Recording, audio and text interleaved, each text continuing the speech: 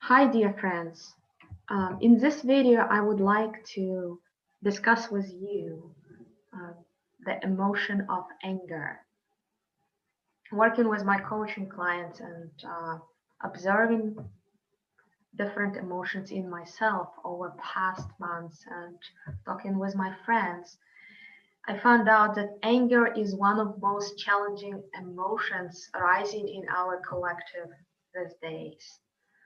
Anger is often associated with fighting, with some kind of hostility, with even violent behaviors, um, with something unpleasant and often perceived as bad. So, anger is viewed as a bad emotion. And when we have this lens that anger is bad, often that anger carries afterwards the perception of guilt and shame, and after experiencing instances of anger or angry expression in our conversations or communication with others, we may feel afterwards ashamed of our behavior or words, thinking, oh, how bad we are as a person, that we became so angry and couldn't control ourselves. So I would like to give you, friends, a different lens of view and anger and understanding deeper layers, or having a different lens to understand what is anger and what messages anger can bring, and how and why it arises in you, in us. Is anger bad? So I want to start with the basic ground that anger is just an emotion. It's neither bad nor good. What is anger? Anger is a certain response of our human system. Anger brings a message, or our system communicates.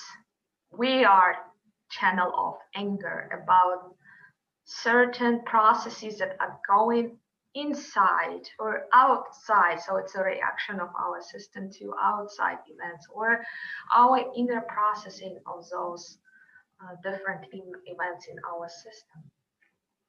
So anger communicates with us, or it's our system communicates with us through anger. What kind of messages does it communicate? What is a function of anger? Anger often is an emotion that in its core, in its basic core, is directed towards boundary setting. It's directed towards voicing your truths, or ability to voice your truths and voice your basic rights. Uh, it's an emotion that often is directed towards weighing assuring that you are living in a just environment and whatever is happening outside is just and fair to everyone. Anger often carries the function of the protector. It's a basic, one of the basic survival emotions. Uh, That's why anger is often associated with fighting, though fighting is only one of the expressions that can be carried with anger. It doesn't have to go all the way into fighting.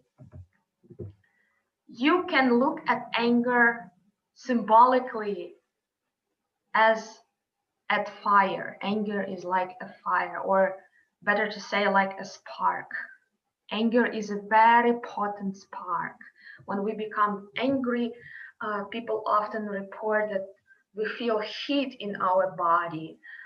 So it's like a spark that brings this potent, very strong, hot energy that can become the full-blown fire. And fire is also, it's not neither good or bad. Fire is just a fire. And we can direct the fire into many positive things. And you know what we can do with the fire as human beings. Uh, And also we can use the fire if it becomes uncontrolled, or if we intentionally use it against others with malicious intent. It can become destructive, it can become violent. Similarly, anger. Anger is neither good nor bad. I'm repeating that. I'm repeating that to help some of us, some of you understand that you don't need to feel guilty. You don't need to feel bad about yourself if you detected anger in your system. Anger arises in you. It brings a certain message about what's going on in your system. And the best way to deal with it is become curious about what is triggering the anger. What is in your past history, in your life story, often in your childhood stories that brought you in the situations where your rights were violated, when you did not have room and support to speak your truths, when you witnessed the instances of oppression, or if you were oppressed in any way. Anger may be triggering all those moments and reminding you that now it's your time to speak up. You don't need to be silent anymore.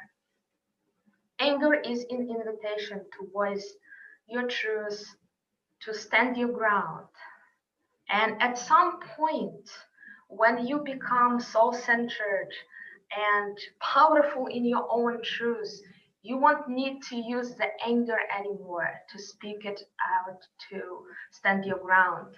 That anger will be transformed in a different emotion or a different expression.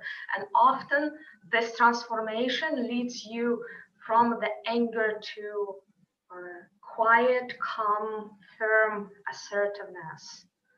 And you will assert your truth and rights without using anger, without falling into reactive anger anymore.